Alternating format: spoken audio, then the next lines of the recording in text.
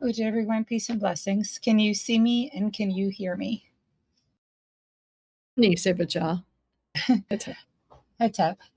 Would someone be able to go ahead and open with the prayer on the screen, the opening prayer to Anpu for me? Okay.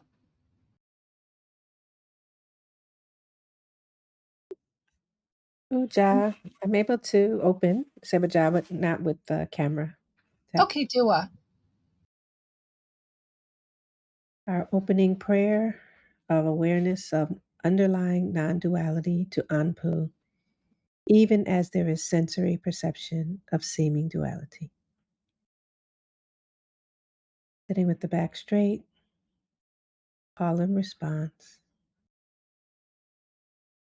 Otepti nesu netra, Anpu webwat nebta jaser, perkeru, kakapet, sineta arima keru. Otepti nasunetera, ampuepwat neptajasa, perkeru kakapet, sineterari makeru. Otepti nesu netara, Anpu webwat nebta jaser, perkeru, kakapet, sineta arima keru. Otepti nasunetera, ampuepwat neptajasa, perkeru kakapet, sineterari makeru. Otepti nesu netara, Anpu webwat nebta jaser, perkeru, kakapet, sineta arima keru. Otepti nasunetera, ampuepwat neptajasa, perkeru kakapet, sineterari makeru. Otepti nesu netara, Anpu webwat nebta jaser, perkeru, kakapet, Sineta arima keru. Otepdi nesunetera anpu epwat neptajese perkeru kakaped sinetera keru.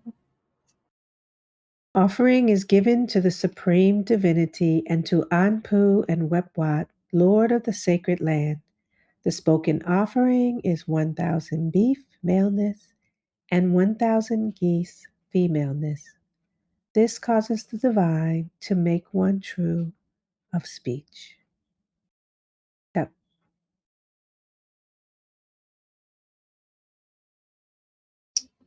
Do everyone welcome and peace and blessings. And we have a whole new setup here again today. We're trying different computers and different mouse shapes and everything today to try to troubleshoot the issue that with the Alt tab not working. So hopefully things will go smoothly, but it's very interesting. We've had like 4 different computers, they all do it. So Seba troubleshooting, set to change the mouse, change this anyway. So hopefully today we'll get through. But Seba is a little getting used to a new setup, new height, new new everything here. So bear with me. Let me know if you can see, can't hear any point. Again, I have my computer at the side there, so I'll be looking at that. I cannot see your chat, so if anyone posts anything in chat, just please read it. If it's something that I share, you know, the rules of engagement here. If I share something and you don't understand, and it's crucial for you to continue to follow what's going on, let me know. If I make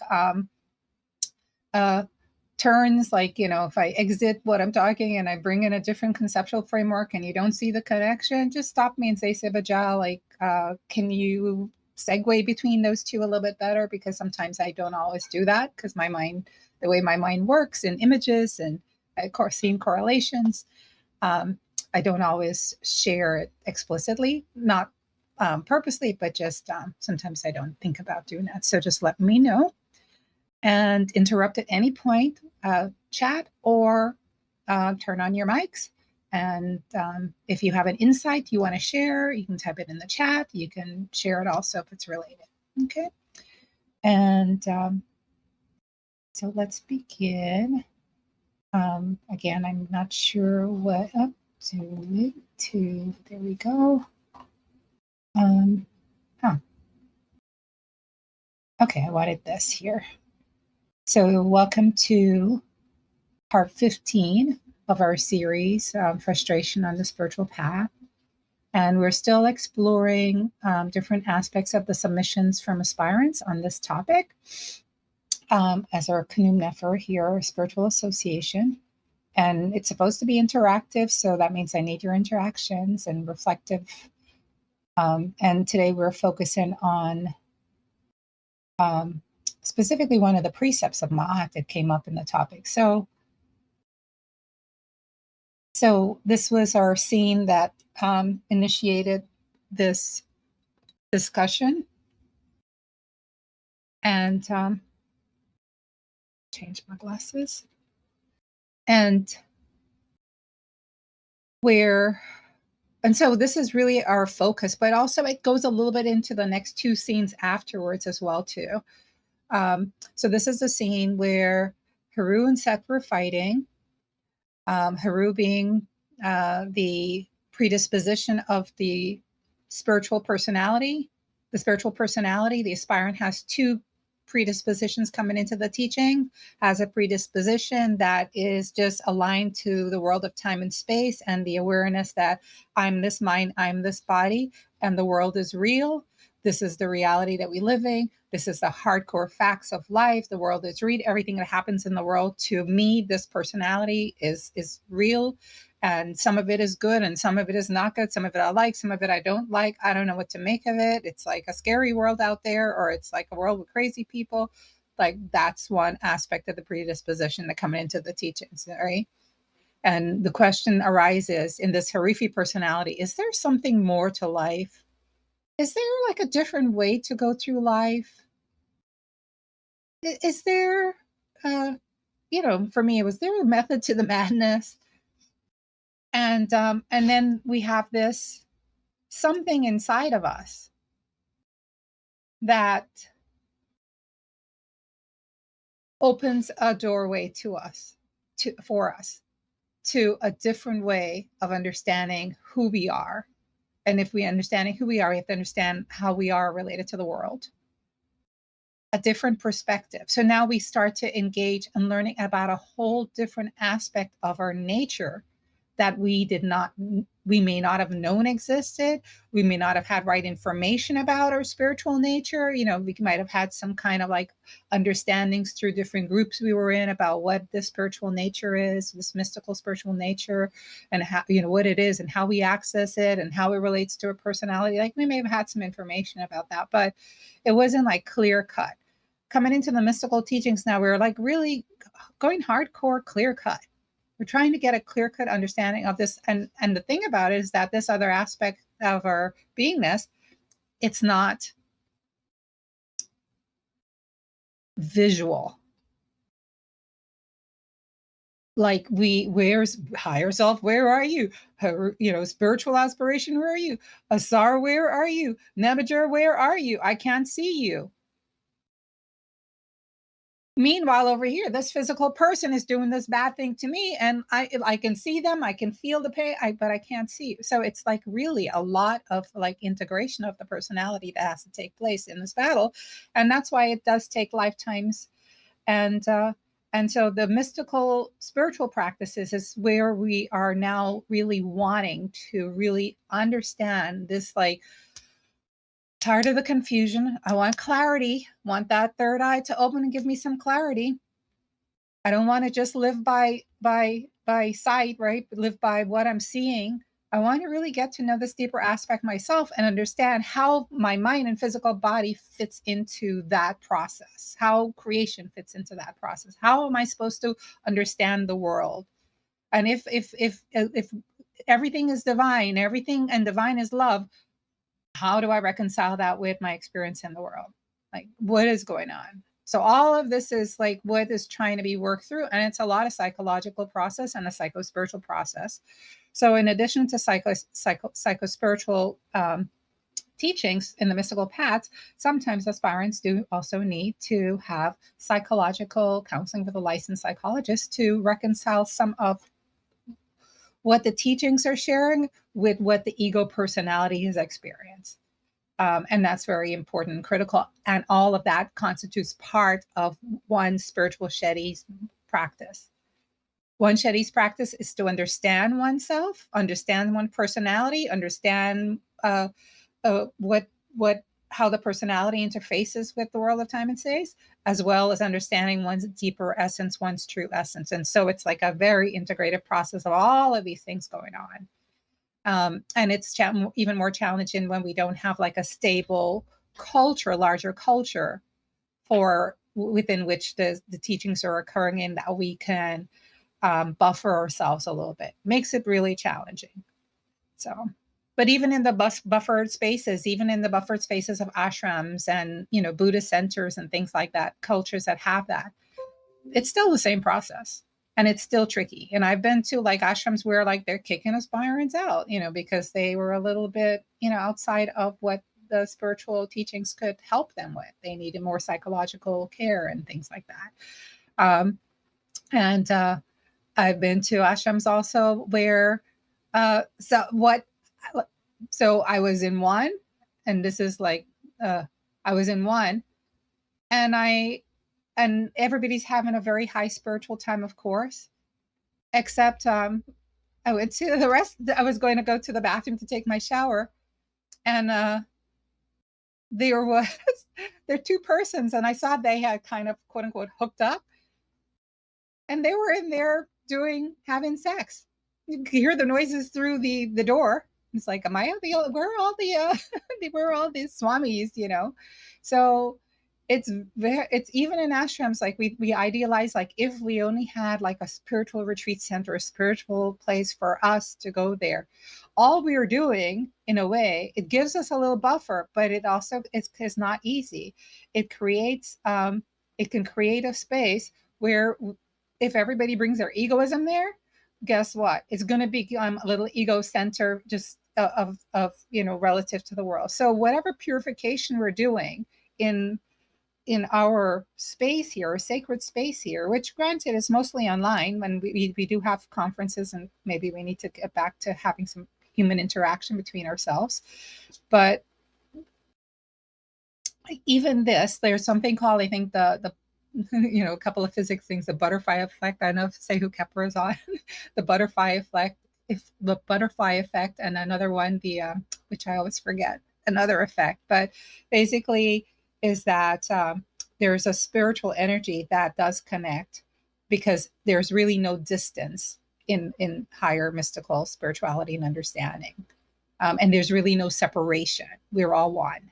So we can focus in that. And as we continue to work and purify ourselves on an individual basis, integrating the teachings, assimilating them as best as we can, if at some point we do have a center, then we'll bring that higher aspect of our purification process to that, and not have it be like, just troubleshooting egoism one after the other. This happened over here, and he said this to she said, and they said that to they said, because we think we are engaging in these practices because we are in the world with people who don't understand us. They're not in our teachings, but really not.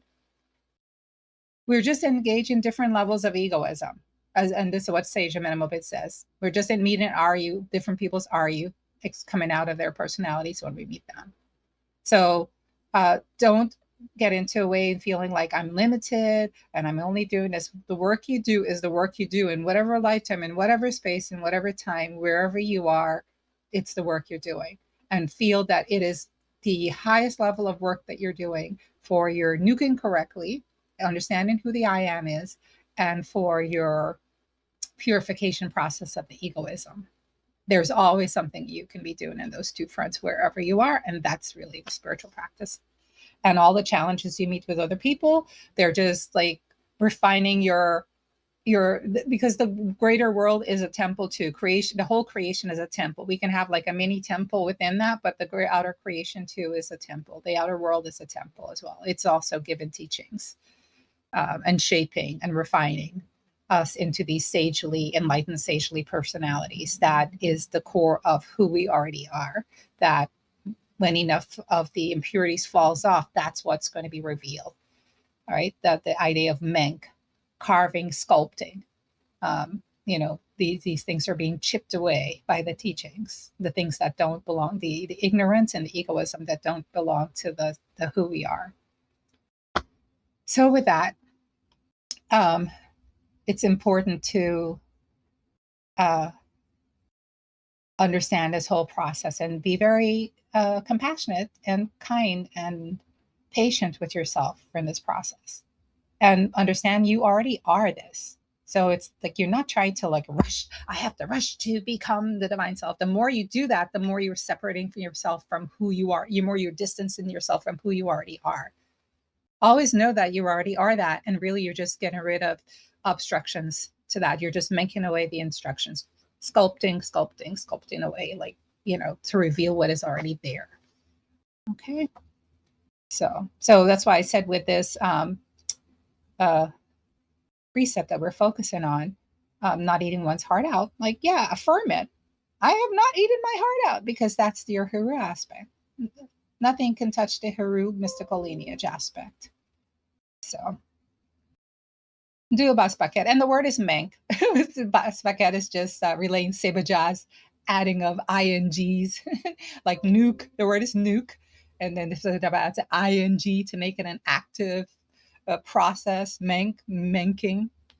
So it's a splice between what hieroglyphish, English, like, we say Spanglish for Spanish and English. And this is like, trying to make it relevant to us. So we are focusing in technically in part 2, but really we're doing all the parts together is what it's turned out to be. And I'm still hoping that this first part that we're still going through with the submissions, that when we get to the other parts, that we will be able to kind of breeze through them, because we're really getting into all 4 parts. It's an integral process. And at least for me, it's hard to separate them out in the responses that we're given, in the way that we're given. So we are handling how frustration arises on the spiritual path of life. And we are also handling how frustration may express in the personality of a spiritual aspirant. And we're also currently handling a kind of a stopgap resolution offered by the teachings to overcome and move beyond some aspects of frustration, and mainly the aspect of eating one's heart out, and bringing about healing in the personality and movement, into more integrated movement of the spiritual path. So this is our mod precept that we're working through, working with, working on. Abba, not eaten heart mine. I have not eaten my heart with anguish, dejection, jealousy, self-recrimination, remorse, or envy. And as I shared, we can open this up to even a broader spectrum. I've not eaten my heart with any version of egoism and ignorance that expresses in the personality, any aspect of it. So it doesn't have to be limited to these. And so that way, you know, it you can think of it in a different way in your spiritual process.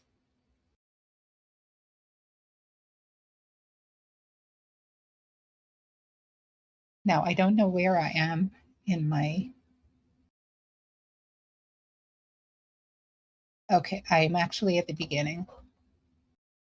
So let me see if I can. I should have named, say which slide. So we've already gone through this. So if you missed all of these, you can go back to the lectures that are available on KMTTV.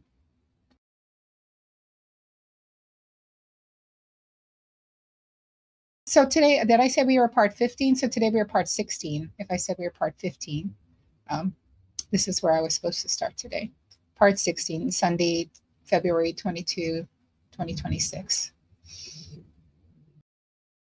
And we've done the slides already. And I want to emphasize just briefly before we go on. So Mama, when you get a chance, I don't know if I did that. What happens? What happened there?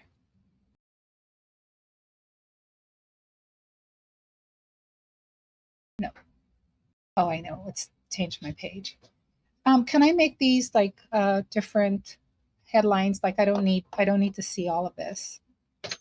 If I hit the tools, I don't need to see the tools. It's like blocking the top part of my slide. You see a little. The arrow, the double arrow? Not a double. Oh. Huh? A little.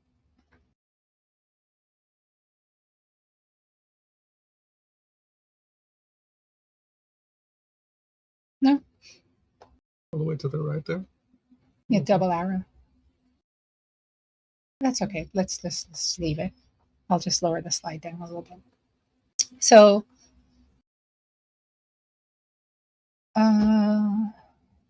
see where I am.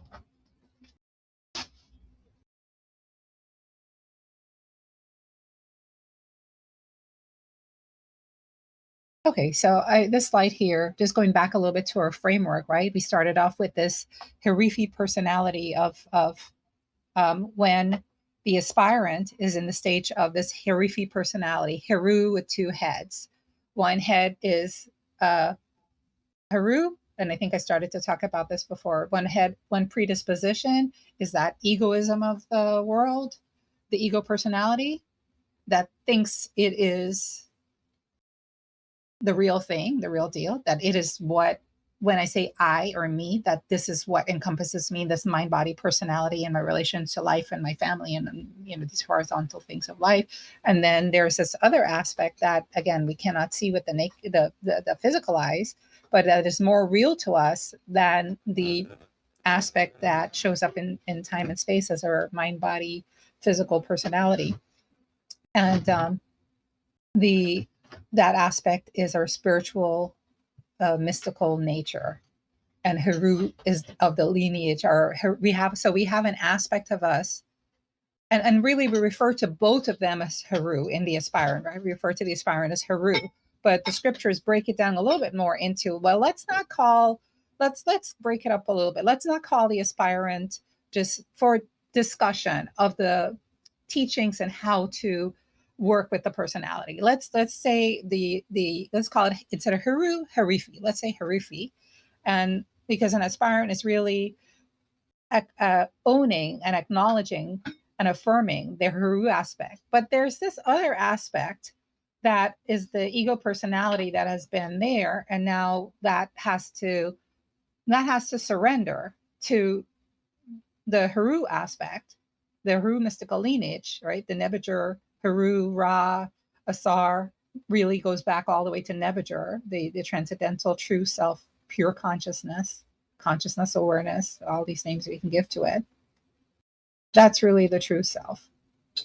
And so the ego personality has to like come under a surrender process and go like, oh, you mean it was never, I and me was never just only about my mind, body, ego personality. You know, it related to a really deeper essence of me. That is the true essence.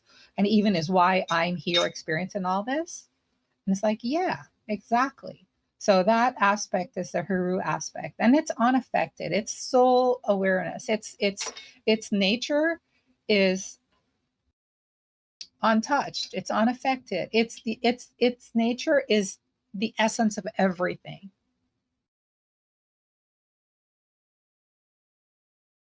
And so we're learning that integration, purification, affirmation. So it's two different aspects. And the reason that this Herufi aspect, and I'm separated now into, you have like your Set personality, ego personality, and you have your Heru personality. And with Heru, you have to learn to nuke correctly. You have to learn to affirm. You are Nebuchadnezzar. You're of the Heru Nebuchadnezzar lineage. That includes Asar. That includes Ra. So that's what Heru aspect needs to affirm. And then the ego personality needs the purification work, lots of purification to remove those RU, thin them out a little bit, so then it can, have that capacity to surrender and say like, oh, okay, I guess I'm not this. So the two different aspects. So we have to stop focusing the mind on the body aspect of the you. You have a more profound you. Get to know that too. That's a foundational you, the Nebuchadnezzar, Heru, Asar, Ra you. And this comes from the Book of the Dead, Hieroglyph Translation, Volume 2, Ma'at Teachings, number 16. When Heru has two heads, righteousness and unrighteousness. We're talking about Heru when he's in the state of psychological condition where he has two heads, two mental dispositions. One being under the influence and control of righteousness, right? That one is Ma'at. It's the truth. It's the truth of who he is, of who the aspirant is. It's a truth of order, truth. And the other under the influence of unrighteousness and wrongdoing. When we say unrighteousness and wrongdoing there, we mean egoism. We mean ignorance and egoism. We mean forgetfulness, right? Of who one is. We mean forgetting that one is Nebuchadnezzar. And when one forgets, everything one does is wrongdoing. So we think of wrongdoing in terms of like, gradations of wrongdoing, murder and, robbery and like those are really bad wrongdoings. But for a spiritual aspirant, there are subtle wrongdoings, and that is engaging in actions, thinking that this is me doing the actions and I have control over everything. I'm the one who made this. I'm the one who's doing all this stuff, instead of deferring back to your Heru nature, the victorious one. So that's what an aspirant, a mystical aspirant, is also trying to, even though we were trying to not do the really bad things, the really dull type of wrongdoings. We're not trying to do the agitated type of wrongdoings, dull mind, agitated mind. We're trying to get more pure mind. But even the pure mind is at a level of unrighteousness and wrongdoing if it's not an enlightened pure mind, because it's still egoic and it's still relating to only to the individual personality as its sense of self. So Ma means truth of who I am. So Heru is a soul lineage, and I'm emphasizing this because we're going into Abneter, which is the divinity of the heart, and that's correlated to Asar, soul. And so that's the same thing as the witness or awareness consciousness lineage. And that, of course, Seba talks about that in the new book, right? The awareness book. And I'm just about a caution here. I'm not getting into it, but in psychology, there's all of these like dissociation, split personality, schizophrenia, and all these things. And I haven't done enough studies to like say this, but this is my take on it, is that because we are innately spiritual, mystical beings, we are one. We're actually, take off the S, we're just one being. And out of it, we all come. So the mysticism is where we acknowledge the underlying oneness. And then that we are that only one. But even at the raw level of like everything that Ra created, this comes from Ra's consciousness, Ra's stuff, as I say, Ra's, awareness consciousness. So even that sense of oneness, that is what we have to have going forward. And if we are in a system that is only dealing with us as the mind body and not like ever looking to the depths of our being, we're going to have stuff coming out from the depths of our being. That's what led us all to the spiritual mystical path. So other people have it too, but they may not have a system to go into, right? Orthodox religion doesn't deal with the metaphysical. So their rituals and their myths are very limited. They're not able to take people. And so it creates like this discordance between mind, body, and deep, true spirit, the different levels of spirit. And so what we are doing here, we are having a little bit of dissociation, right? Because I'm telling you that you have these two aspects to your personality, and I'm asking you to think of yourself in two different kind of ways. So I want to be sure that this is mystical, spiritual talk. I don't expect you to go into the world and go around telling people, well, that's my personality that did it. I didn't do it. That's my personality, right? I'm not, this is, we are in a mystical setting, and this is mystical psychology. And this is limited to this. And sometimes you'll hear myself or other personalities refer to ourselves, I'll say, well, Seba did this, and Seba did that. That's only in this setting I do that. I don't go around outside talking to regular people going, well, Karen said this. Well, yeah, well, Karen did do that. Yeah, Karen has a flat tire. Can you help Karen with her flat tire? Right? I don't do that. They're going to think I'm what? Crazy. They're going to put me in the loony bin. They're going to go like, oh, she's dissociating and stuff. So we have to understand the context. Speak to those who understand you, right? Very important. In this community, like I can say Seba, and we can go around and we can use our spiritual names to refer to what we do, because we're trying to understand these two aspects of our nature. But they're all in this, they're all here. What's visible and what's not visible, it's all here at the same time. But that is our mystical process. And, in ancient times, they had temples for people to really engage this mystical process. And the students and the priests and the priestesses and the students who are engaging in the mystical process, they didn't go out into the society and expect the regular people to understand what they were experiencing in the temple. You go to the temple for that. So just be mindful. This is a sacred space, even though we don't have a formal temple. And, what we say here kind of stays here, or with other sen and senti. Okay. Because otherwise it gets confused in trying to navigate world of time and space, applying mystical and transcendental concepts to dealing with practical reality. And it doesn't integrate so well at the level of a Harufi level aspirant. So you have to kind of keep things straight, so you don't end up with psychological conditions. And if you do, then you go deal with it in a psychological way, get that straightened out, and then you come back to the teachings. That is your Shetty practice when that is being done. And that's because of, the way we are trying to interface the teachings here in time and space. just a little bit more on this, because I want to kind of make clear we're talking about the Heru aspect of the personality now as we go into Sage and Moped. We're talking about Heru lineage, and it does, and how it has a purification effect on the ego personality, right? But the Abnetter relates to Heru. So my question here: what happens when a Set harpoons the Herufi personality accidentally, right? She did to both Heru and Set, right? We know, and they both like, what are you doing?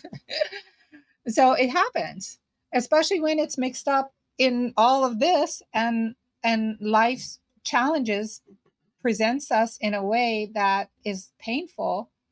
Then we come to the teachings, and the teachings tells us about, are you, it's in line with your are you if this thing happens and this thing wasn't so good, and it's in line with, it's like it takes time to integrate all that. So what happens when the Harifi personality experiences this discomfort from the teachings? Does nuking help stabilize the personality in the challenge? Does the ego introspect and seek to purify itself? Or does ego intensify? Does it experience desymbolization, personalization, feel like the teachings are attacking? So these are things for an aspirant to be aware of. Like I did have to ask one aspirant to not attend this particular set of lectures, I'll be honest, because there was indication that it was destabilizing the personality. And we're not in a group where like I could go handle that, or I know what they're going to do. And they don't always listen to me when I refer them to psychological support. They usually tell me they don't want it, they don't need it. So then I just had to, for protection for them, just have to say like, okay, just for this part of it, let's like, just have you sit out. And then, when we go back to the other process, and we can go back to that. So that does happen. I remember when I was at the first ashram, and that happened with somebody like that. They were, I framed it kicking the person out, but that's how it felt like to me from my ego perspective. But now I know that they were actually trying to kind of allow that person to know that like there has to be a little foundational, Seba always says, like, you have to have a kind of a healthy ego before then the ego can be put in a position where it's being asked to surrender. Otherwise the ego is going to feel like it's going to be attacked. And we saw that happen with Set, like, so like, Set, why are you attacking me? Like, I'm your brother, we came out of the same womb, so. And what did she do? She pulled back. She didn't keep attacking the ego. She just like pulled her harpoon back and says, okay, and leave it alone. That sometimes like you have to leave it alone. The ego is like, if it gets pushed too far, when it has not understood the I ego versus the true I of the self, then the ego feels it's dying. And although the teachings is for ego death, right? But if we our self image of our sense of I is just so intertwined in a Harifi way in that, then it's the sense that I'm dying, the ego death becomes like I'm dying, and the mind body, the amygdala, the limbic system is gonna like say, hell no, we're not dying, we're a survival mechanism, and it's gonna fight for survival. But it's all being done through a psychological lens. Okay, so I just want to emphasize that, because I realized that I am doing this dissociation of the personality and looking at these two aspects, and I want to give it a psychological context. And if anybody is having trouble understanding it, reach out to myself. Of course, we have psychologists within our organization, licensed psychologists. You can reach out to Basbaket, she can give you the names. We don't necessarily work with them. If you want to work with them and let them know that they can reach out to Seba, myself, and kind of update us, they can. But for HIPAA reasons, what you say to them stays with them. And same thing, what you say with us stays with us. But we've had some students that have worked, with both aspects, and so we kind of are up to date with where the person is for the best overall process on the spiritual path. So Kanumnef for growth discomfort versus destabilization. It's important to distinguish between constructive spiritual challenge and psychological destabilization. Growth-related discomfort does definitely occur, right? This is all new and this is all integrating. It does definitely occur and it may stretch one's perspective. But over time, so in a moment, one may feel a little dysregulated, but over time, we're looking at your personality over time, it brings an increased sense of clarity, steadiness, and understanding. And that's what we call like spiritual growth. And that's the Herufi personality becoming integrated, more in line with Heru and the purification of the ego personality of the set.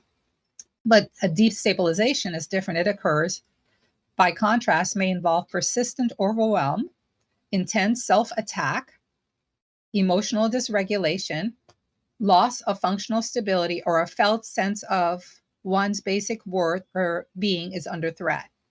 And I put note, if one experiences destabilization, support by a licensed mental health professional would be recommended as a Shedi integration process as part of one's Shedi Ma'at, Shedi Rek, Shedi Washu integrative practices to regain stabilization of the personality. And then I put a note here, recall even a Set took a pause from seeking to capture Set Hariri. So one may need to step back from the teachings at times. And sometimes, the personality does this automatically. And then like you may berate your own personality for that. For example, like maybe the personality may take a break and said, I'm going to go to the movies today, or I'm going to go to the beach today, or I'm going to go. And then another part of your personality comes in and says like, oh, you're going to be a slacker in the teachings. Oh, you're going to go indulge in egoism. Oh, it's like, yeah, it's okay. It's okay to take a break, take a moment, step back. If you're going to go to the movies, just go to something that is spiritually inspiring. When I say that, like, or gives you go to whatever it is, just something not, what do I say? Not how I would say, like, not like pulling you down, We're gonna find something positive. pulling you down on a spiritual level. Like sometimes like watching like like Star Wars, Star Trek, or the what do you call those, the comic movies and stuff with the here, like things like that. Something that maybe still egoistic, but it's not like teaching you to do bad things. That's what I was going to say. It's not like what's the word I'm looking, like the Epstein file type of things. No, like something, yeah, but something like Epstein files, like you don't want to go, like something that's like that's leading you in a bad way. Degrading, like you don't want to do something that is like really degrading. Go look at that. But yeah, go to the beach, go for a walk in nature, hang with your family, have a picnic with your family, just stabilize. Take the pressure off of pushing the ego personality beyond its limits. So that and sometimes, what I'm saying, that you might find yourself taking a break from the teachings, and then you start like, oh, you're not doing this, you're not doing that, just trust yourself that you're taking, like you're doing what you need to do to kind of like sit with it a little bit, allow it to integrate, and that you will go back to the teachings in a more intense way after the stabilization has occurred. So it happens. Just don't berate yourself also when it occurs. Recognize that this may be your Set nature that's just saying, hey, pulling the spear out of your Set aspect and giving the ego personality a little bit of a stabilization period. Okay, that's what I will say about that. So let's go to a precept and overview of our mystic art images. I think I just have two to conclude and give an overview of what we did. And I don't remember if we did these last times, but this is the positive RU effect of not eating our heart out, of nuking correctly, of nuking Nebuchadnezzar Ra, of nuking Asar Set Heru, of being aware of Nebuchadnezzar, of when the Heru aspect goes back and anchors there. Then the positive RU effects is and this ties to Sage Metamoped, because that's what Sage Metamoped says, Abneter. And so we're using actually our heart as an anchor for the mystic heart that is in the unconscious mind, which is a part of our personality that we can't see, because we know the heart does have a feeling capacity associated with it, the physical heart. That's been shown, like, it affects to emotion. So the positive Arya spirit, the heart remains aligned with the truth, ma'at, of one's essential divine nature, Nebuchadnezzar Ra, fostering Ra ma'at, ethical clarity, resilience, and spiritual balance. And again, hopefully you've been in the teachings and you're familiar with these words that I'm using, and that throughout this whole previous 15 presentations that I've been using these words, Ra, Ma. But if you don't have a clear understanding, you can type in the chat and probably one of them can go ahead and one of those who've been on can answer your questions or bring it to my attention. Jehuti is mind, and Jehuti is known as Ra'ab, the heart of Ra. So I emphasize this aspect because we like to think Jehuti, the reasoning, like consciousness, the wise aspect of the mind, that we like to think that is just wisdom teachings and and it's devoid of feeling and emotion and no, it's the very heart of Ra. So that optimal Jehuti mind. And remember when Jehuti, when Set was having issues with Heru in the scripture, Jehuti came and he was caring. So it includes a universal, a spiritual caring. It doesn't include an egoistic caring, but it includes a universal compassion and caring. So having thoughts which are calm, clear, focused, allowing patience, it includes patience, perspective, and constructive reflection. And in the body, how does this benefit the body? These positive RE effects, the nervous system becomes regulated, stress is reduced, there's vitality, immunity, and overall health are supported. And so on the left, on the right here, we have, these are the choices really that one choices in a way like you want to choose. You're going to nuke Heru. You're going to hold your standard of Heru, identify yourself as Heru. So the Neteru and especially Set and Ma'at can help you. And Ma'at and Set are also one and the same. And so Jehuti can also be there with that patience and compassion. And it's like, no, this is just a phase you're going through, this eating the heart out, but this is your true essence, and nudging you towards your true essence through your integral Shedi practice to be one with the truth of who you are, the highest Ma'at. And how does this happen? It's accomplished by Anken. Somebody wants to write or say what Anken is in the chat. By Anken, Antet Begag, and Sekau and Sekemen. This is a mystically illusory world only for the purpose of Nahast, Kakab, mystic detachment. Anybody wants to share what those words are? You can come on and share what those words are. I don't want to say them again. I want somebody else to say them. What is accomplished by Anken? What is Anken? You can speak, whoever can share. We don't have without stopping. Thank you. Okay, well, Anken and Antek Bikag, we don't have all day. Shout it out. Come on, people. You've been in the teachings for a while. You know these things, or you should. Come on, shout it out. Don't be bold. Don't be shy. Antet Bihagag.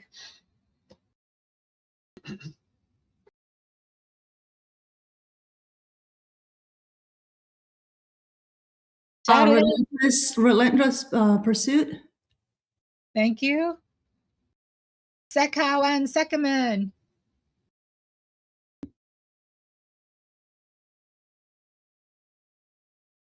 Remember and don't forget.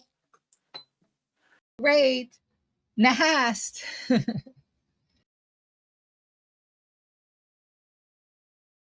Enlightenment. Kakab. Let it go. That's one way to say it. Another way. I appreciate that. Another. Oh, I think I have it there. Mystic detachment. Dua, let it go, and mystic detachment. And so these words, right? Like, so we, again, I said, like, we are in our own little community. So these words are part of our teachings. And so yes, if you don't know them, if somebody can put them in the chat, type them in the chat, and then get to know them, like actually spend time to learn them so they become second nature. So that when we have our talk here, we can use these words that are tied to our mystic lineage to help buffer us and give us our own sense of our own spiritual practice and religion. We use the English too, of course, but also these words, they have like a different nuance to them as well, and through the mystic teachings.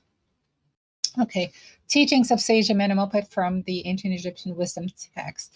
So also you can find a great depth to this in the Kemet television, KMTTV.com spiritual video repository. There's 2 series on KMTTV.com. Seba did one, it's there, and then I think mine is there too as well, right, Basbaka? Seba did a review of Seba Ma's as well. So, yeah, so that's there. And then, of course, Seba Ma recently came out with the book, Mental Health and Ancient Egyptian Psychology, which is a new translation of Sage Amenemopet's wisdom text of optimal physical and spiritual transformation for self-mastery and enlightenment. And just to share, I'm planning to do, we're going to start promoting a reading of this book, going through it, the chapters. And honestly, I don't know if in the whole scope of everything we're doing within Kemet University and SEMA that I will be getting through from beginning to end, but we're starting. It'll be like a month-to-month process and who participates. It will be an active participation by those who participate.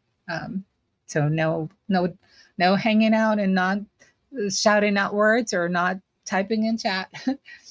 And so that'll start in April. And I don't know if in March I might do a little informal before the actual class starts, a little, preceding aspects of diving into some preliminary aspects of the book. So we'll see. But flyers will be coming forth and registration information will be coming forth. Sage Amenemopet's teachings on Abneter from the ancient Egyptian wisdom texts are being integrated into our framework of Nuke mystic lineage. Hopefully you all understand what I mean by that by now. Nuke Asar, we're correlating the Nuke Asar, I am Asar, Sar is the soul, to what Sage Amenemopet talks about Abneter, the divinity of the heart. Ab means heart, and Neter means divinity, the divinity of the heart, which is correlated to the soul in Sage Amenemopet's context. So it's like saying Nuke soul, I am the soul, and I am Asar. And to understand that in our mystic lineage, right, Heru, Asar, Ra, Nebuchadnezzar, that's like all relates to the creation myth. You can go back to that. There's a creation myths also in the repository of KMTTV talks on that. And so that's the framework. And so when we say we are Asar, it encompasses the whole Ra, Nebuchadnezzar lineage as well too. And I shared with you that, the eating the heart, that previously we shared that in addition in the heart, that there's all of this Aru, that's where the Aru is stored in the mystic heart, that there's also Abneter. Sage Amenemopet said there's Abneter is in the heart as well, the soul.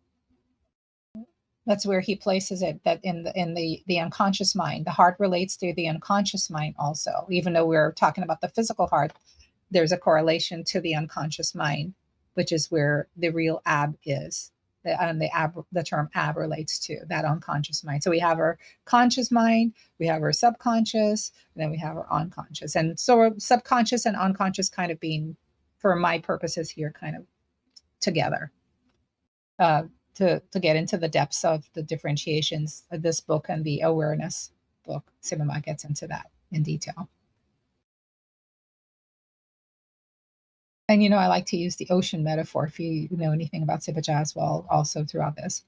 And just a reminder that, the 3 remembrances that we have to have is a remembrance that my true essence is divine. I am divine consciousness. That's like the Nuk Asar soul awareness, Nuk Heru Asar soul awareness, that individuated sense of divinity that comes from the soul, the individuated soul awareness.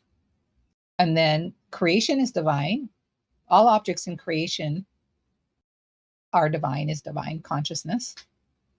That's like the Nukra awareness. That gives us an underlying oneness, sense of oneness, what I call Rusher. Who remembers what Rusher is? RUSR? Type it in the chat if you remember. I'm going to say it, but if you remember what it is. Rushar and Rushrat. This is like an acronym that I came up with when I was doing the Amenemope series. Right? Recognition of the universal spiritual reality. And I also do underlying spiritual reality as well. Recognition of the universal underlying spiritual reality. That's the foundation that we have to have as we embrace everything in the world. Not only that, like have that awareness, like, my true essence is divine consciousness. The world is the underlying essence of the world is divine consciousness. Not the mayhem, but the underlying essence is consciousness. And if we can have those two remembrances, then our actions will be based with the foundation of those two remembrances. And then our actions are going to be acting with truth. Like, you don't even have to remember the 42 precepts of what you shouldn't do. If you can remember these two aspects and act on these two, and you have a good insight into them, your actions will be coming out of this awareness of this universal spiritual reality as a basis to act on truth. That's Seba gave that to us in the Amenemope teachings previously that he went through in the Kemet universities. That's what that was his definition of ethical conscience. Ethical conscience is having a Machian ethical conscience is having this recognition of a universal spiritual reality as a basis to act with truth. So Rushrat. So make sure you're getting these acronyms down as well, because they keep recycling as you are aware, right? Take notes, put them in your notebook. And all of that is allowing us to have a sense of our deeper spiritual essence, Nuk Nebuchadnezzar. So all of this may be disciplinary, but it's leading to an actual process where we will have this experience of our true essence as Nebuchadnezzar, the all-encompassing divine self, the one. Okay, so we're going through these disciplinary understandings and way of working with the mind and reflecting on the teachings for that. The ocean metaphor. I am the ocean of consciousness. Nuk Nebuchadnezzar. Waves are created and objects in creation waves. So I'm just going through this briefly before, just to set this is my framework also for trying to set an understanding of the soul, the relationship of the individuated soul, abneter, that we're localizing like to this personality, and as an aspect of the 9 aspects of the personality, and where Sage Amenemope is putting it, and and how it relates to our concept of Nebuchadnezzar as all, right? So in this metaphor, the ocean is like, so we're not thinking in terms of noon here. This is a different ocean. The ocean is like Nebuchadnezzar, and the waves are like all the objects in creation. So everything is Nebuchadnezzar, and out of this mystical illusory process occurs, and out of this Ra comes this aspect of Nebuchadnezzar, modulation of Nebuchadnezzar comes forth that we call Ra, the creator, and then brings forth everything, comes forth another modulation of Nebuchadnezzar. Everything comes forth as all the objects in creation. And through our specific way that Nebuchadnezzar creates human beings with the mind and the senses, all of that. And then we have this experience of creation. So in this metaphor, everything you look around, everything you see is as if a wave in creation, the ocean of Nebuchadnezzar. And then we're going to go to my framework. So understanding the depths of our being, the Abneter from Sage Amenemope's framework, the same concept as Asar from the Assyrian resurrection framework. And Seba, you can tweak anything that I may say out of context in alignment with your books. And so that's like we're focusing on the soul. Mystically, seemingly individuated wave-like soul, Asar, Abneter, is essentially the same as what we're talking about, the universal ocean-like soul, Nebuchadnezzar. it's the same consciousness. So I'm using the ocean metaphor to say, like, just the wave is water, the depths of the ocean is water.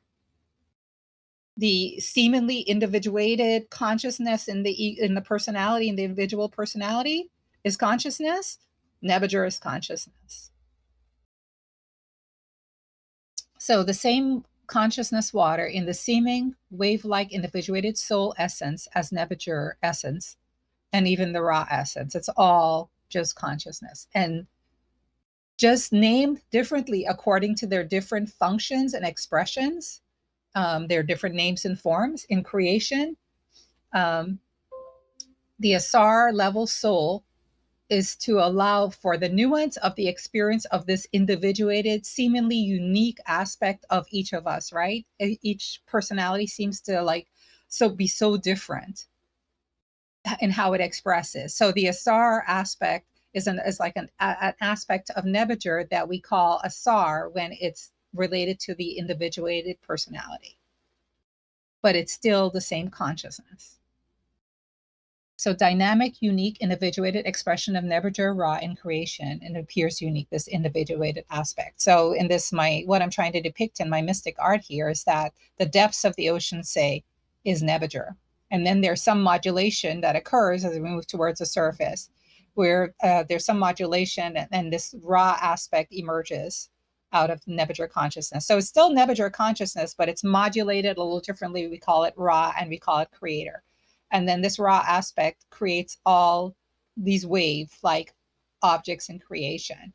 And specifically, I'm focusing on human beings. I'm focusing on aspirants. So this may be a Sarmat, this may be a Sar Baket, this may be a Sar Heru and Set, this may be a Sar, everyone has that Asar potential, right? Is essentially an Asar. And but each of us, if we look in the mirror, we see to the way the senses interprets these modulations, we look differently externally.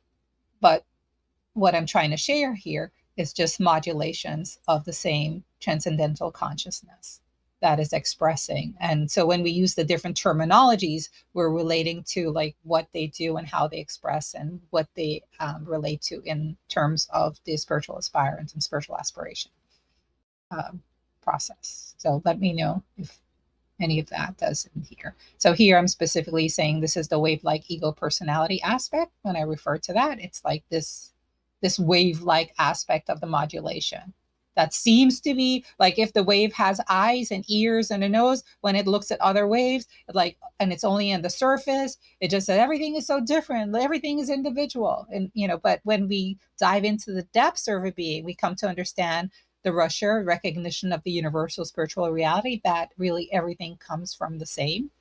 And then we go even deeper in our Shetty practices and our understanding of our true nature and experience of our true nature. We come to understand, hey, there's only really Nebuchadnezzar here. Okay. So even if we have a conceptual framework, right? A conceptual idea and understanding of the teachings at this level, when we reflect on that, like Sao Nebuchadnezzar, awareness of Nebuchadnezzar, when we keep reflecting on nuking correctly, we are understanding that these individual personalities that are here, that there's really a recognition of a universal spiritual reality. And when we act as this wave-like individual ego personality, if we can keep this understanding of the depth of our being, this nuking correct, that's what I'm calling nuking correctly, then we are basically then going to be acting with a greater degree of truth of our own true nature and what life is and what creation is. Okay. So just sharing this conceptual framework here that also we are working with the subtle anatomy of human beings, the universal soul, right? Nebuchadnezzar is what we're calling here, this black dot. And this modulation of Nebuchadnezzar allows for this creation of this realm of time and space, and specifically for the human being to have these causal body, this astral body, this physical body that we call the personality. or the ego personality, not ego. So ego personality is one thing, we can call it that. But what we're trying to not have is an egoistic ego personality. A purified ego personality, an ego personality that is a modulation of Nebuchadnezzar, no problem. But when it becomes egoistic and it forgets its Nebuchadnezzar aspect, that's where the problem occurs. So there's no problem with the ego personality. There's a problem with egoism in the ego personality, the displaced sense of the true essence. The causal body, that's where Abneter is according to Sage Amenemopet, because that's where the RU stores are also. And that's what we call Asar. See, Seba said it, causal body, individuated soul, unconscious mind, right? So this is what we're talking. So it's a psycho-spiritual talk we're having now. We're talking about mystical spirituality, but also we're talking some psychology, because we're talking about the unconscious mind of a person, as well as the individuated soul. So, and I like this really saying, I'm going to read it here, because this, again, the ego personality, no problem. Egoism, problem. More egoistic, dull, agitated, problematic. Pure egoism, not so much a problem, but still we need to get the deeper understanding from even that purified ego that its true essence is the universal soul nature. So this is a Kemetic mystical proverb teaching. Maybe it's in one of our books, if it's not in the Proverbs. Spirit pervading the body. Spirit, all right, we could say even universal soul. We can say soul, pervading the body by means of veins, arteries, and blood, gives the living creature motion as it were doth bear it in a way. It's like almost like it's the universal soul is like bearing this like a fruit. This is like a fruit of the universal soul. So it's very spiritual. So the mind and body, we're not like putting it down. We're not, like putting it in like some low level and say, oh, like you're not. It's very spiritual, a very spiritual modulation of the universal soul to express that universal soul awareness in time and space as a dynamic, the mind and body, a dynamic expression of spirit in time and space. So that's why it's important for this personalities to act with that truth of that awareness of who it really is, the true essence, acting with that truth. Yeah, so the Asar in the context what we're talking about is talking about, it relates to the individual soul concept, and where its place is in the causal body, and so that's the same soul context that Abneter, it's Sage Amenemopet, is referring to. So I don't want to get confused here. I'm trying to say it's like really the same thing, just Sage Amenemopet has like a different focus in the wisdom teaching. He's not getting into the whole Neteru and all of that. He's just focusing on a specific aspect of the mystical teachings.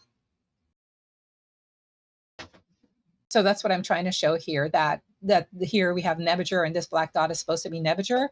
And as if it, in this metaphoric way, I'm saying gives rise to the personality, the causal body, the astral body, which is the mind and senses. The astral body is the mind and senses. The causal body is the individuated soul, unconscious mind. The astral body is the mind and senses, and then the physical body and the kind of like the conscious mind flows through the physical body in our personalities. Okay, if you any questions, just keep share.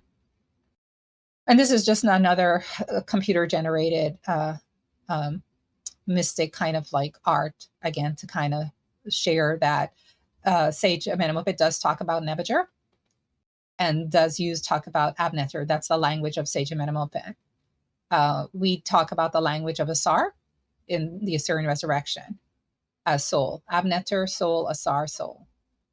And both refer to the deeper aspect of the soul, the universal soul, is Nebuchadnezzar, and really being one and the same. What is the difference between the water? If I got a cup and I scoop a cup of water in the wave and I go to the depths of the ocean and I dive and I bring up some water, what is the difference? It's just water.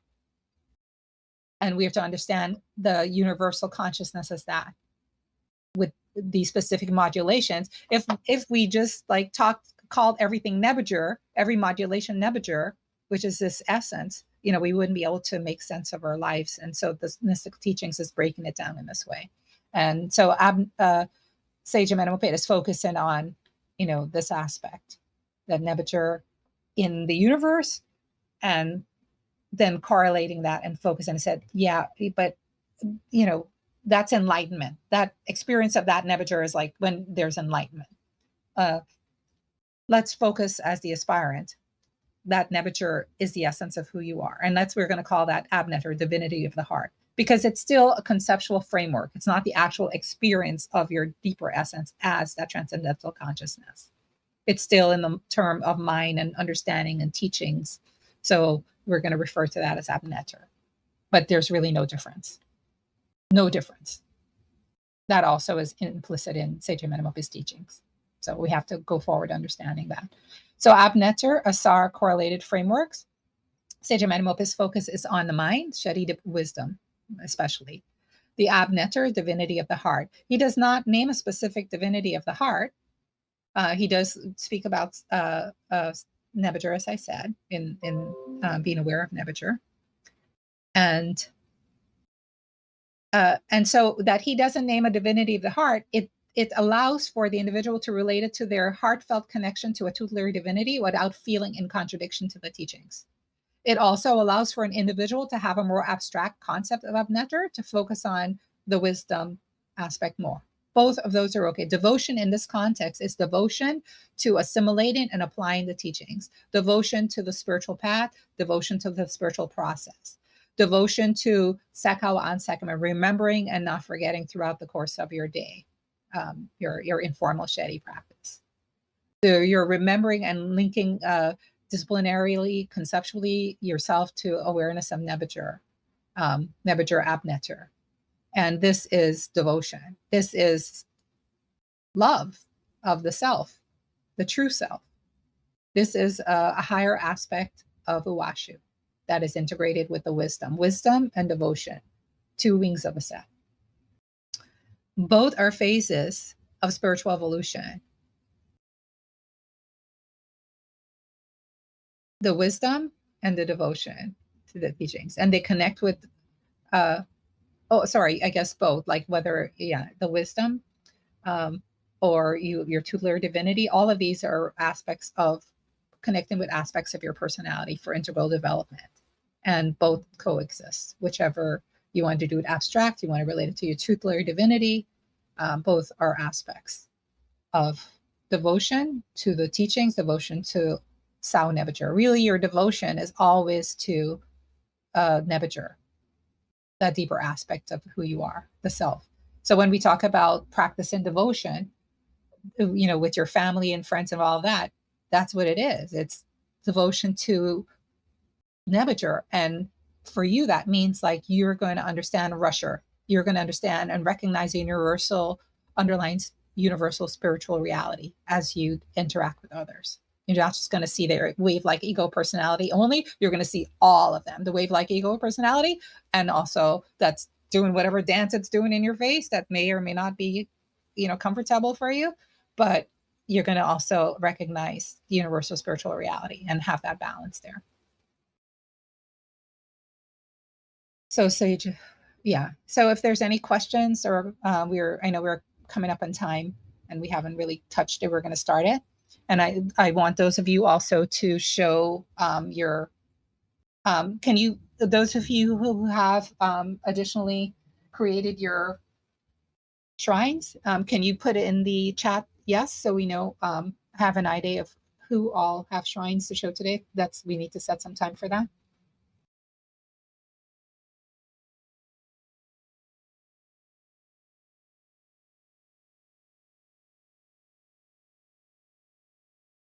Okay, so I will need a reader. Teachings of Sage Amenemopet.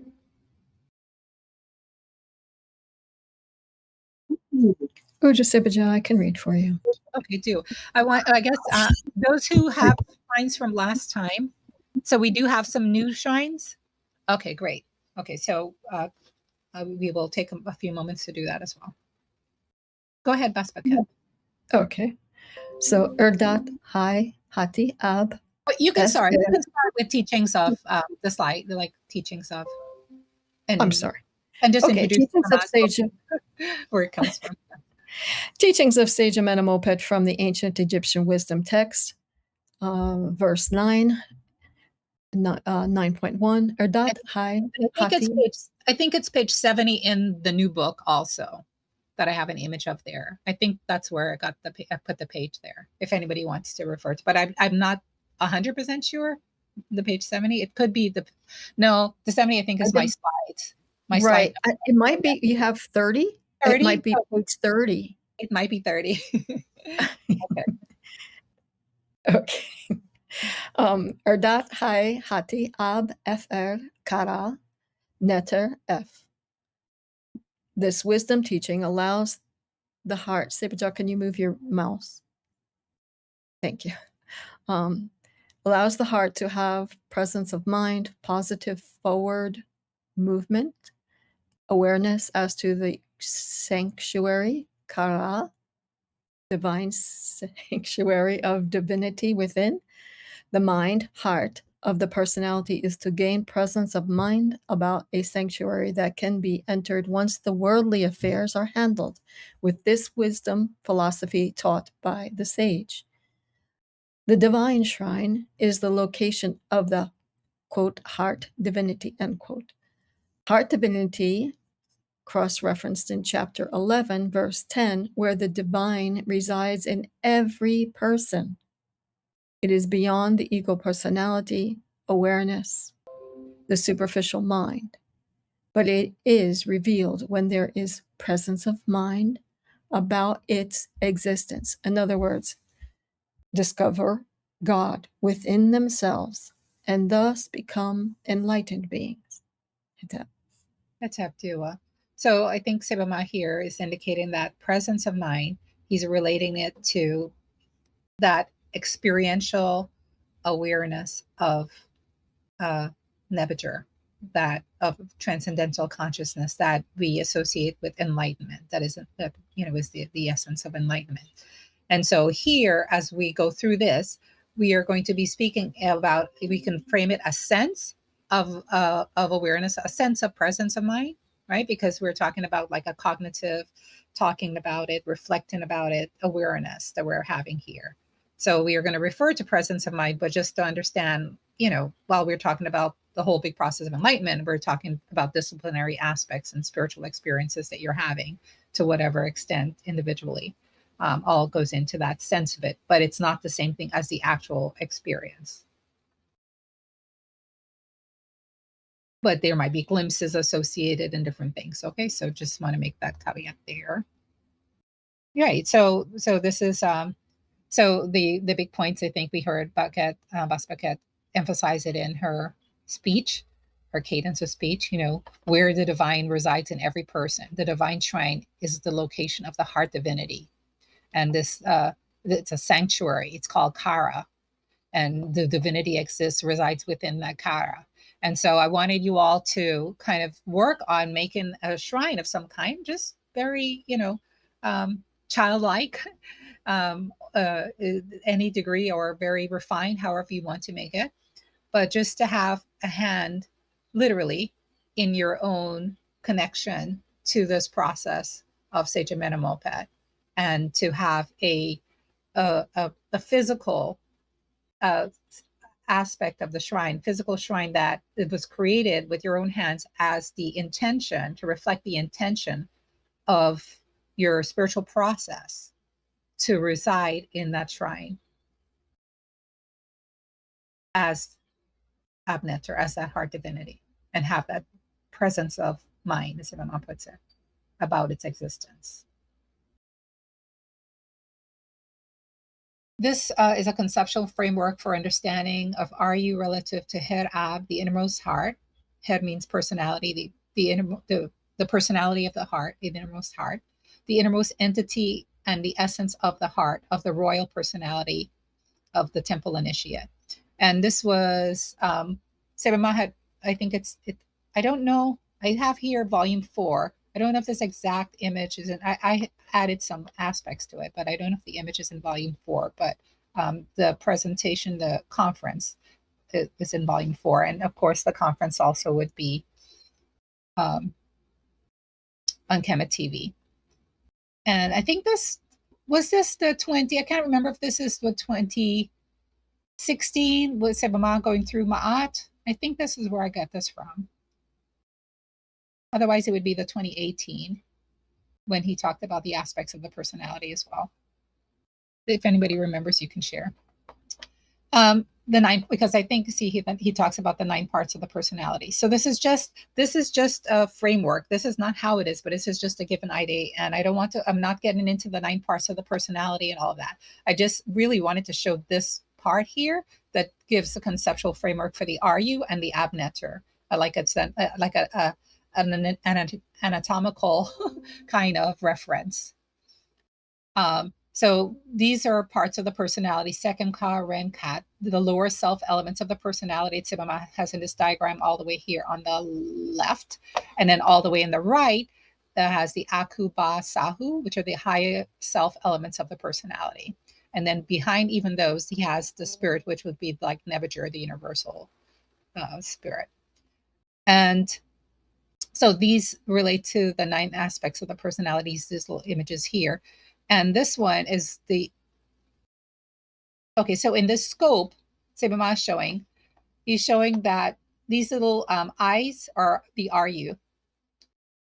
And so there are some RU, you have the lower self aspects of the personality. And it's not that what he's trying to show, it's like if I have a bottle here, right?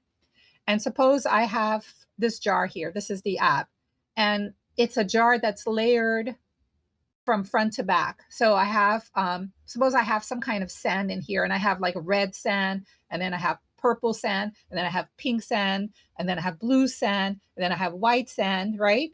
If I want to give you an idea of that, right, I might show it to you in a way that it's laid out in a linear way like this is showing here.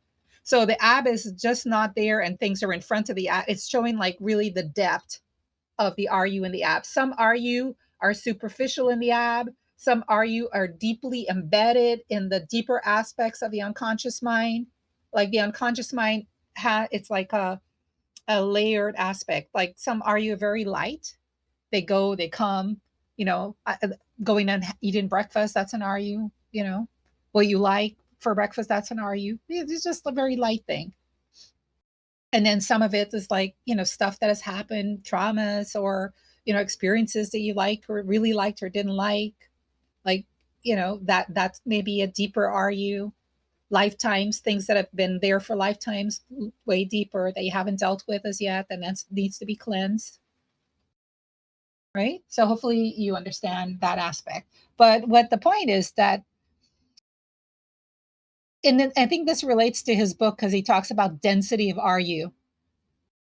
The density of RU, like the RU that's really stuck in there, that's like harder, that is like really maybe very painful, very, you know, a lot of egoistic emotional feelings embedded in that. They relate to the denser RU. But anyway, in the scope behind all of that, in the unconscious mind, is this. Here in this, we called it the Heru, the innermost essence. So this would be the abnetter, the innermost divinity of the heart. This was relating to the temple of Asar, and the temple of Asar, all of divinity were called Heru. You know, whatever divinity they were there, they always had the Heru after them. And so the innermost essence of the heart. And so this is I have Ra, but I guess I would fix it for today and put Asar, you know, Asar soul. I could change that out and put Asar. So, but Ra Asar, we're saying it's the same thing. So if this is the abnetter, the innermost essence of the heart, the Herab, the innermost essence of the heart, that is also there behind all of these. So this is why to have that experience of the abnetter once you get to that abnetter, then it's clear sailing, because then you're into your higher elements of the personality, and it's like a clear sailing for your spiritual movement. It becomes a little bit more spontaneous and effortless. It's just like the sun rising over the horizon. It takes a lot of work, but once it rises over the horizon, there's light, and then it's just more light, more light, more. It never goes back to dark, and it's not going to sink back down, once it comes over the horizon. So this is like getting to this point of the abnetter. Awareness is like that. It just keeps expanding fuller.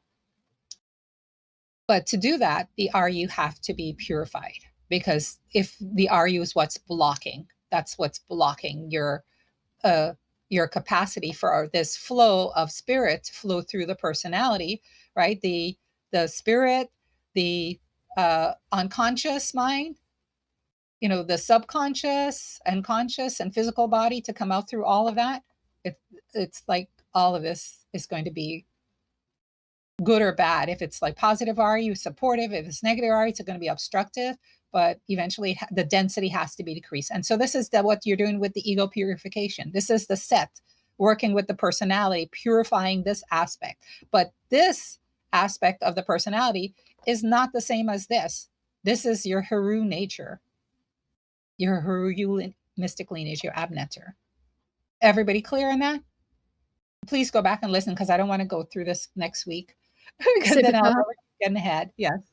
If you go back to that image, I just wanted to also, you have also shared, and Seba has also shared about the blue sky and the clouds. And even if you're looking at that, it's kind of blurry, and those kind of look like clouds. So it's obstructing your view of the abnetter. That's another good one. Like if we think of the sky as Nebuchadnezzar, and that's the essence of who you are. Say it's Nebuchadnezzar, and say the sky is Nebuchadnezzar, right? And say you have a bunch of clouds, you have dark clouds, light clouds, and all of that, and they come together and they form a patch of blue. If you're able to connect with that patch of blue with right understanding, to know that that patch of blue is revealing the fullness of the sky to you, then you're not going to be bothered so much by the clouds. But if the clouds are really dense and thick, and you've never seen the whole sky without clouds, if it's just like dark clouds, light clouds, thinned out clouds, but you've never had a full picture of the sky, the ego mind will say, oh, that patch of blue, that's just a patch of blue there. That's all that exists. So it's just the clouds and that patch of blue. It's not going to relate the patch of blue to the fullness of spirits. And that patch of blue is now that energy of the patch of blue is like the soul, like just the little bit that relates to the clouds. And the clouds are going to just absorb that patch of blue and just say, oh, this is a nice patch of blue. It makes me feel good, this patch of blue. So that's like the Harifi personality. It has the soul as its essence, but the soul is like not recognized to be universal soul. It's just like the egoistic soul. Oh, patch of blue, let's go here and let's do this. Let's go. The patch of blue gives the energy for all of this, but because the patch of blue is silent, the personality thinks it's doing everything. Oh, here, do that, do this. So, yeah. And so that's one way. And then the other way, I think Bas Beckett also might have been saying it, is that if you know yourself to be the sky, regardless of whatever clouds are there, the clouds never affect the sky. So the cloud of the mind is dull thoughts, dull feelings. The cloud of the mind is like kind of like the white moving clouds that are a little thinned out. They're not black and dark like a heavy thunderstorm. Those are the agitated ones with thoughts and feelings that are running here and there, or they're very thinned out, like you can actually see the sky through them. Whatever the state of the mind, the personality, the consciousness is, whether it's coming from the deep RU and the unconscious, conscious, subconscious, whatever it is, it's separate from the sky-like essence that you are. Whether it shows up as a patch of blue, or you can see the whole sky because you've been meditating, and it's like you have a wonderful experience of expansion, and you have a sense of your soul essence and your Nebuchadnezzar essence. Regardless of that, it's totally separate. And this separation that I'm trying to bring is what allows you to have the witness in consciousness. This is your witness in consciousness, your abnetter. It's behind all the RU, unaffected by it. So if whenever the RU is doing all its RU dance in your life, coming out and whatever's going on, if you can, in whatever way, bring the teachings in to remember new correct, that's what I call new correctly, and you understand this is separate. You don't have technically to calm all this down. You don't have to do any breathing. You don't have to do anything to be the abnetter or to access the, it's there. You access it because it's who you are. Technically, but it's not that easy as you've experienced, right? So sometimes we build up steps to, we have to build up steps. We have to breathe. We have to turn away. We have to do our stop. We have to turn away. We have to breathe. We have to do hekau. We have to, whatever, we have to do to get ourselves back, the Shem Spell used the word connected, get connected back to the mind, connected back to this aspect of the abnetter, who we are. And we can do that by just, even, you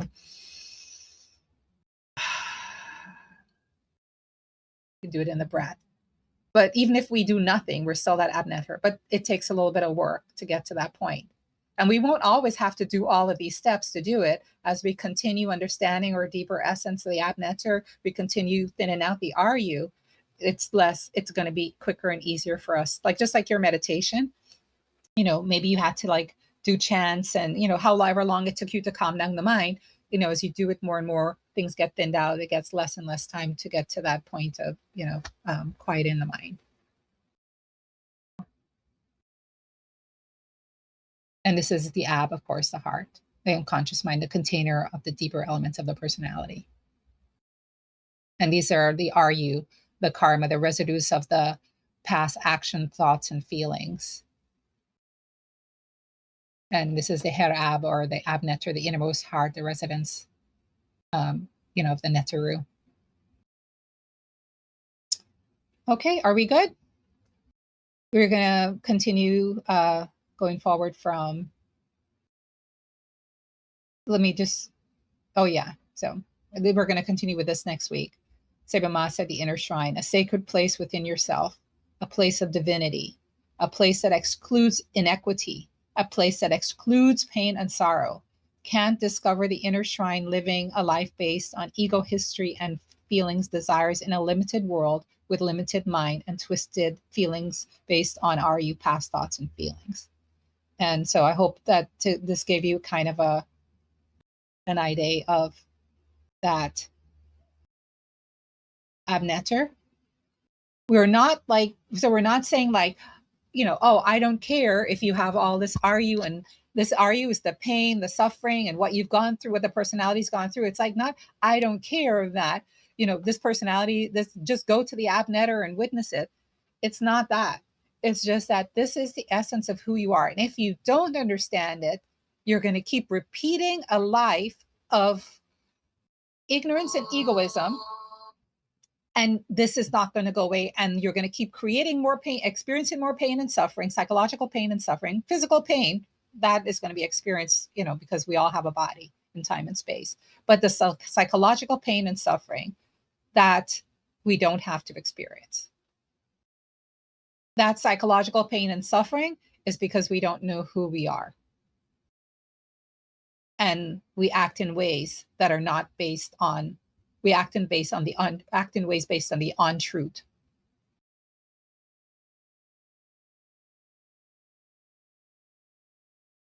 So there's a lot of compassion for this, because this is what it wants you to know. This is what your spiritual awakening is about. Nahas. It's about knowing this. So it is pushing you to clean this up. And it might challenge you in the world again. It might bring horrible people to you. Why? Because it's going to challenge you in that moment to discern truth versus untruth. You still have to deal with the practical reality, but you're going to have to deal with the recognition of a universal spiritual reality and use that as a basis to act with truth. whatever you're going to do, you're going to take the person to the court, whatever you're going to do, you're going to do it with that mindset of the universal spiritual reality. It doesn't mean you're not going to enact whatever practical justice and or whatever needs to be done, but you're going to reflect in it. Like, do I really need to do that? Or do I want to do that?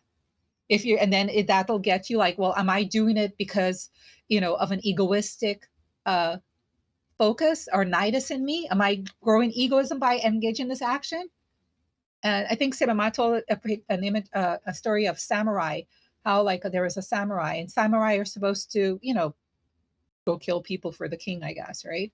And this one went, and he was supposed to get somebody's brother or something. So he found the family, and he was going to kill the person, right?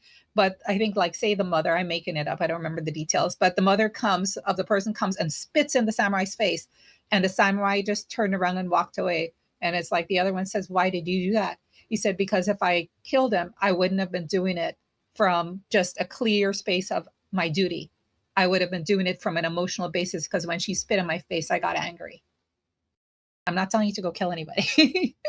But the point is that when we are acting without the the recognition of the universal spiritual reality, the egoism will grow. We can still engage the same actions, but when we're doing it with recognition of the universal spiritual reality, the egoism shrinks. That's a big deal. That's it. Let's have a showing of the, I'm going to stop the screen share. And those who have their shrines to show, and even if you showed it last time, you're welcome to turn on your camera, if I can figure out. Okay, I've stopped and I'm going to even turn off my camera.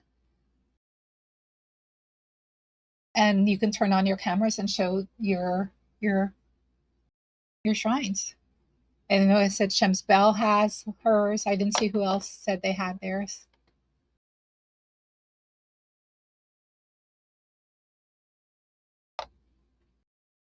Seba, some had also shared in the images in the temple group and the signal group.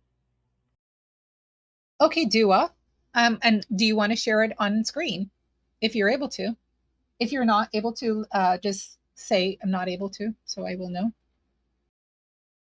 Seba. Uja. I shared it last time, but I'll share again. And I was able to make some sort of a latch. Ah, I see. And then it does have a set here. And the veil. And the veil. Yes, that's veil. And Raise it it is just a little bit more. Raise it up just a little bit more. Yeah, do it. Sure. A little higher. There we go. Yes. Can you see it? Oh, yes, my is a little bit off. But yeah, I see it now. It also is sprayed with the frankincense and myrrh spray that we have had. Never. Dua. Anyone else wants to share?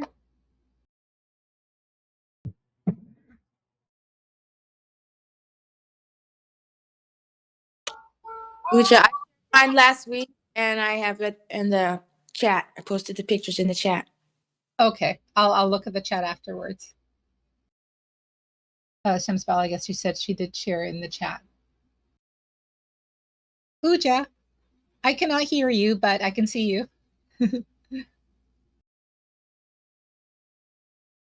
My apologies. Can you hear me now? Me? Okay, I didn't unmute myself. I just did. So here. That image behind her daughter. Can you not? I know you're a set, but can you lean over a little bit so we can see your image behind you? So her daughter drew that image behind her. Marina for was that. Dua. So. Oh, it's I think your. What is it? Did it fall over? No, the background for the Zoom. I think keep it back a little bit closer towards you. What do you have? You have something on the Zoom so we don't see the background? Oh yeah, I'm trying to show. Okay, there. I don't try in and out. Like the background for the Zoom is like also there. I think that's good. Okay, very good. There. So you have, is it an eye? Yeah. Ni. Good job. Does it look like it's upside down to anyone else, or is it Me, just? I think it fell. It fell one over. Maybe it fell over. Yes. Sorry. Oh, okay. Fair That's enough. right. You got to take care of that shrine. You don't want an upside down shrine. I I'll don't fix think it. that abnetter really matters, but cares what. Okay, I'll fix it. Do a heads up. Okay, so we can any questions, or we had a lot today. Any questions, or if anybody has anything they want to explain. So I'm just kind of giving the framework for it as we go deeper into the Sage of Menamopit teachings related to the abnetter. And then this is going to be correlated with our stop tool kit for as one option for how we can handle the personality when it is acting in a way of forgetfulness of its true nature and not acting on the basis of the truth of who it is. So this is, cleanse the RU, knew correctly. Seba, it looks like Shems Rakat just shared a very pretty, very nice video of her shrine in the temple. Okay, I guess I have to go to my phone. Basu Ankti, it was to make your own personal abnetter shrine. And you can go back to past recordings on KMTTV. I had shared the link above, and you can see what Seba was requesting. And these were just examples of what others have. Very nice. So if anybody wants to volunteer to take these images that have been shared, even some I had shared before, and put them together on like a slide, and with Shems Rakat, it would have to be maybe a PowerPoint so the video can be shared, a little video. Or we can just take a snapshot of it covered and a snapshot with it open and put on a slide. That would be appreciated. And then we can share that next time. Much dua. So keep your shrines with you as we go through this. Again, as like a connection and intention in the physical world of practical reality, time and space, bringing that intention of the abnetter of Sage Menamopet into, our own RU, or, we have done the rush rat, recognition of a universal spiritual truth and a reality, recognition of a universal underlying spiritual reality. And we use that as a basis to act with truth. And we created that shrine. And so that's a physical reflection of the inner shrine and the moving towards an experiential experience of the abnetter residing in that shrine, and really bringing back the sacredness to include the mind-body experience, spirit pervading veins by means of arteries.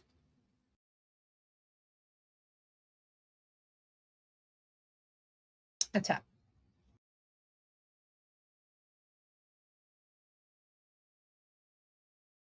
Me, if you shared yours last week, you were still welcome to share images there. And then I said, maybe we'll see if someone can, does anyone want to volunteer now to go through and put the images together on one or two slides that can be shared?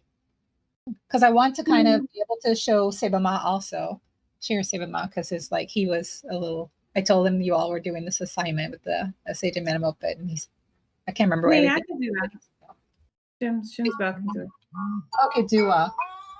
Okay, that's my Om Kepra signing off.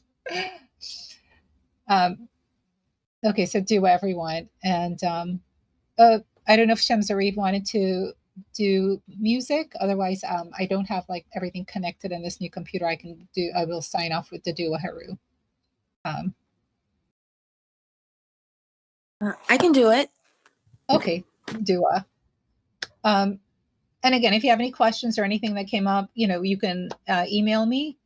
If you email me, text me and let me know, because I'm not so keen. It's easy to miss things. And then with any insights or anything I didn't share, or any questions that came up, or as we move through the journey. And hopefully, and if it was confusing, let me know if it's confusing.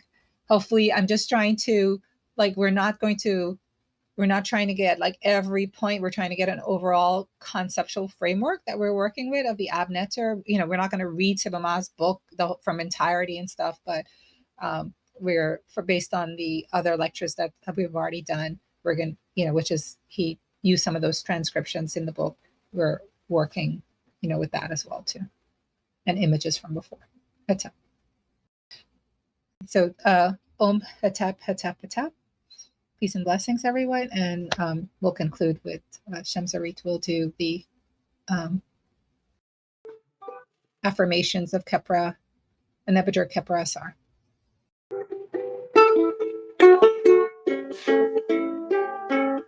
Om Nebuchadnezzar Kepra Asar. Om Nebuchadnezzar Kepra Asar. Om Nebuchadnezzar Kepra Asar. Om Nebuchadnezzar Kepra Asar. Om Nebuchadnezzar Kepra Asar. Om Nebuchadnezzar Kepra Asar. Om Nebuchadnezzar Kepra Asar. Om Nebuchadnezzar Kepra Asar. Om Nebuchadnezzar Kepra Asar. Om Nebuchadnezzar Kepra Asar. Om Nebuchadnezzar Kepra Asar.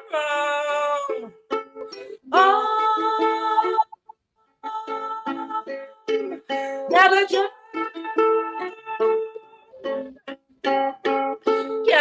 Nebuchadnezzar Kepra Asar.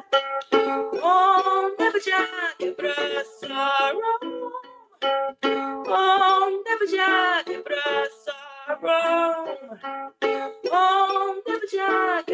Asar. Om Nebuchadnezzar Kepra Sarum. Om Nebuchadnezzar Kepra Sarum.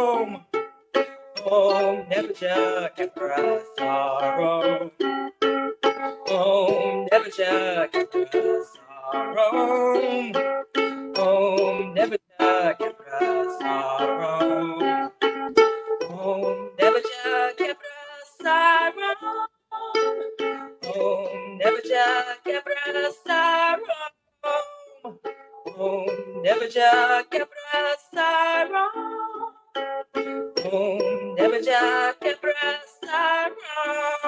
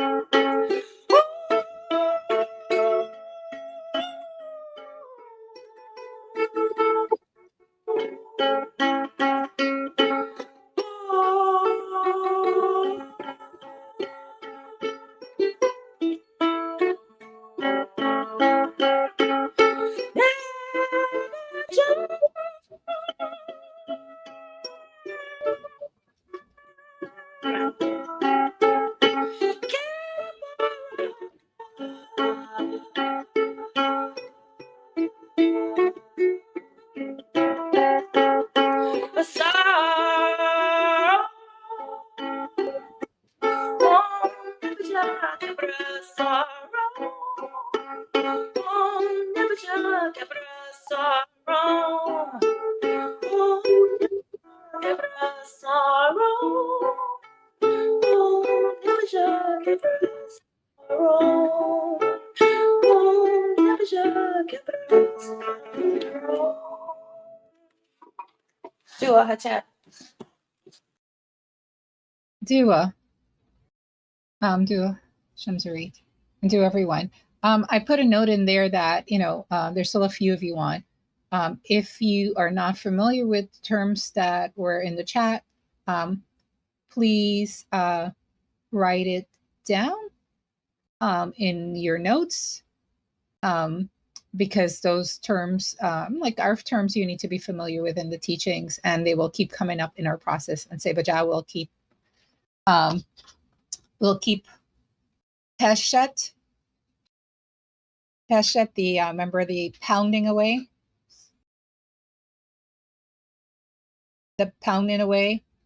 Seba will keep pounding away the Peshet, Zeheb Tap, the unity, the non-duality, pounding into the head.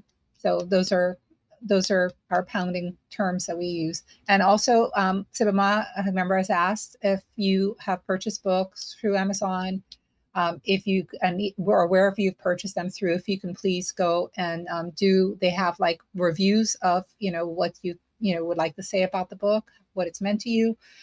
We are in need of that assistance for a specific purpose on Amazon. So we would really appreciate if you can take the time, the few minutes, and go into Amazon for any books you may have purchased. I think you have had to purchase books through them to write reviews for the books, all of the books. Yes, it would be greatly appreciated. You can just write a review and a generic one and copy and paste into all of them, however you want to do it. But it's needed for a specific purpose by a specific time. Dua, that's how. And I think the next class will be on Friday, I think. Yes, Friday. And a notice will be going out about that. Bastaku will be sharing the notice. Okay. Okay. And I did put the link to review the books, and that is hopefully if you can get that by March 18th. And so. Very much appreciated too. So I rarely ask for anything. So when a spiritual teacher or sage asks, you would want to facilitate us to the capacity that you can. Try to have your capacity. That's up.